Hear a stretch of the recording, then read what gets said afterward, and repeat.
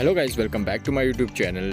जेजेके के यूनिवर्स में बहुत सारे धमाके चल रहे हैं। ऐसे ऐसे कांड हो चुके हैं जो कि किसी ने एक्सपेक्ट नहीं किया था। उनमें से एक है यूटा ने जो केंजाकू का गला काट दिया। दूसरा जो प्रेजेंट टाइम में यूजी का एक पंच से सुकना पुर्तिके से हिल गया। और तीसरा जो कि ननामी और नोबारा की डेथ है। अब नोबारा की डेथ मैं इसलिए कह रहा हूँ क्योंकि अभी तक प्रेजेंट टाइम के चैप्टर में भी अभी तक नोबारा के बारे में कुछ भी नहीं बताया गया है। तो मे भी वो शायद मर गई होगी या फिर ज़िंदा होगी, तो कुछ और ही रीज़न हो सकता है। अभी भी क्रिटिकल कंडीशन में हो सकती है, तो उस हिसाब से मैं कह रहा हूँ शायद इसे वो उसकी डेथ हो चुकी है। क्योंकि अगर उसकी डेथ ना हुई होती तो अभी तक के प्रेजेंट टाइम के चैप्टर्स में कुछ ना कुछ उसके बारे में हिंट मिल जाता, लेकिन अभी तक उसके बारे में कुछ भी बात तक भी नहीं किया गया है। तो इसके 100% चांस है कि उसकी डेथ हो चुकी है। तो पहले हम लोग बात करते हैं यूजी इतादोरी के बारे में। यूजी इतादोरी ने प्रेजेंट टाइम में ऐसा एक कांड किया है जिसे देख के पूरी की पूरी ऑडियंस चौंक गई थी। यूजी इतादोरी के एक पंच से सुकना पुर्तिके से कांप गया था। अब देखो, ये कहा जा सकता था पहले कि सुकना जो है अभी इतने टाइम से फाइट कर रहा है, इसके कारण से मे बी वो कांपने लगा था और कमज़ोर हो गया था।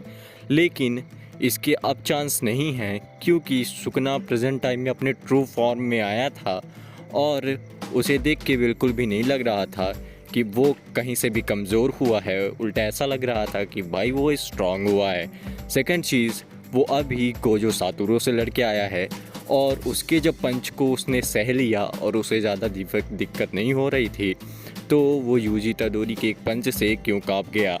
क्योंकि सुकना थोड़ी देर के उसने भी कहा था कि आखिरकार ये है क्या। सुकना उसके अटैक को समझ ही नहीं पा रहा था। और ये मैं इसलिए भी कह रहा हूँ क्योंकि यूजी ने आते वक्त अपने भाई से कहा था कि मैंने तुम लोगों से कुछ ज़्यादा ही सीखा है और अब मैं हारने नहीं वाला हूँ। यानी कि उसने कुछ न कुछ तो नया सीखा था जिस पे उसे पूरी तरीके से कॉन्फिडेंस था कि वो सुकना को हरा देगा। अब आगे जाके तो वो ऑलरेडी पता चल ही जाएगा कुछ चैप्टर्स में, क्योंकि अभी तक में सुकना का जो पास्ट रहा है उसके हिसाब से अगर देखा जाए तो सुकना जो भी ऐसे स्ट्रॉन्ग कैरेक्टर आए हैं हागारिमो जैसे, उसे उसी की टेक्निक से वो हराता है। जब भले ही वो जोगो को ले लिया जाए या फिर काशिमो को, हागारोमो भी एक टेक्निक का मास्टर ही है और उसकी टेक्निक एक कोर्ट रूम के ऊपर बेस्ड है। तो मुझे ऐसा लगता है कि सुकना भी उसे जस्टिस के रूप में ही हराएगा।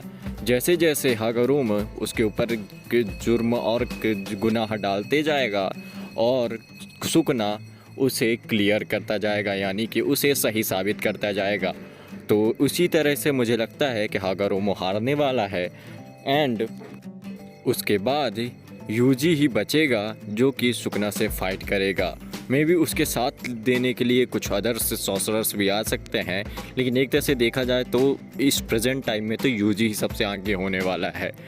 एंड उस टाइम हमें यूजी की एक्चुअल में टेक्निक देखने को मिलेगी कि उसकी टेक्निक किस तरीके से काम करती है। मुझे तो लगता है कि यूजी की जो टेक्निक है सुकना के ऊपर भारी पड़ने वाला है, क्योंकि अभी जो देखने को मिला था वो सिर्फ एक झलक थी। अभी भाई पिक्चर तो पूरी अभी बाकी है। तो अब चलिए यूता कुत्सू के बारे में बात करते हैं। यूता कुत्सू ने प्रेजेंट टाइम में एक ऐसा कांड कर दिया है जो कि उसके फैंस को पूरी तरीके से एक्साइटेड कर चुका है, क्योंकि यूता ने पलक झपकते ही केंजाकू का गला काट दिया है। अब बहुत लोग प्रेजेंट टाइम में ये कह रहे हैं कि केंजाकू मर चुका है, लेकिन मुझे ऐसा नहीं लगता कि केंजाकू मर चुका है, क्योंकि यूता जो है उसका गला काटा है और केंजाकू का जो कर्स ऑब्जेक्ट है वो उसका माइंड है। और तो जब तक वो उसके माइंड को नहीं काट देता तब तक केंजाकू तो मरने से रहा। अबे केंजाकू की हमें टेक्निक भी अच्छे से नहीं समझाया गया है कि आखिरकार वो अपने माइंड को ट्रांसफ़र कैसे करता है और बाकी सब। तो अगर देखा जाए तो जब तक अभी तक ये नहीं दिखाया दिया जाता कि यूता ने केंजाकू को काट दिया है उसके सर को, तब तक भाई ये चीज़ एक्सेप्ट नहीं किया जा सकता कि केंजाकू मर चुका है। क्योंकि केंजाकू ऐसा बंदा है जो कि अपने हाथ पैरों से कम जीतता है लेकिन अपने माइंड से ज़्यादा जीतता है। वो पहले ही हर एक चीज़ को सोच के रखता है। और हाँ, अगर यूटा ने केंजाकू को मार भी दिया तो उससे ज़्यादा कुछ फ़र्क नहीं पड़ने वाला, क्योंकि केंजाकू ने ऑलरेडी जहाँ तक बॉन्डिंग बॉ बना के रखा है कि जैसे ही वो मरेगा वैसे ही उसका जो क्रिएशन है वो चालू हो जाएगा। तो अगर देखा जाए तो केंजाकू का एक तरह से माइंड उस लिविंग बीइंग में रहेगा, और अगर वो आ गया तो बहुत बड़ी प्रॉब्लम क्रिएट हो जाएगी सॉर्सरर्स के लिए, क्योंकि प्रेजेंट टाइम में कोई भी इतना स्ट्रांग नहीं है जो उस लिविंग बीइंग का सामना कर सके, क्योंकि गोजो की भी डेथ हो चुकी है। और अगर 1% ऐसा चांस है कि केंजाकू ने ऐसा कुछ प्लान नहीं किया हुआ है, तो इसका एक ही मतलब है कि युताकुत्सु उसके ट्रैप में फंस चुका है। और आप जानते हैं कि इस ऐसी सिचुएशन में एक ही काम होता है, जो केंजाकू है वो युताकुत्सु के बॉडी में कब्जा कर सकता है, और उसके लिए ये बड़ा ही प्रॉफिट वाला काम होगा, क्योंकि वो बड़ी आसानी से जाके बाकी सारे सॉर्सरर से लड़ के और गोजो की बॉडी को हासिल कर सकता है।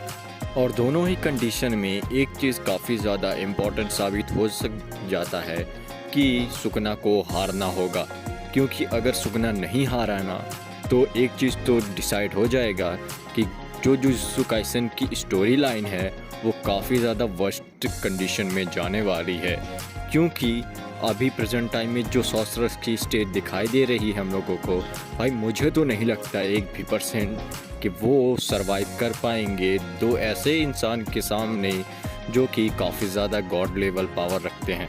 एक होगा गोजो के बॉडी में केंजाकू और दूसरी तरफ सुकना। तो भाई मुझे तो ऐसा ही लगता है कि प्रेजेंट टाइम में यूजी और बाकी सॉर्सरर मिल के सुकना को हरा देंगे, क्योंकि अगर केंजाकू गोजो के बॉडी में कब्जा किया या फिर वो लिविंग बीइंग ही अगर बन गया, तो दोनों ही सिचुएशन में सॉर्सरर्स पूरी तरीके से कमज़ोर पड़ जाएंगे। तो मुझे तो ऐसा ही लगता है कि सुकना हारने वाला है। तो आज के लिए इतना ही।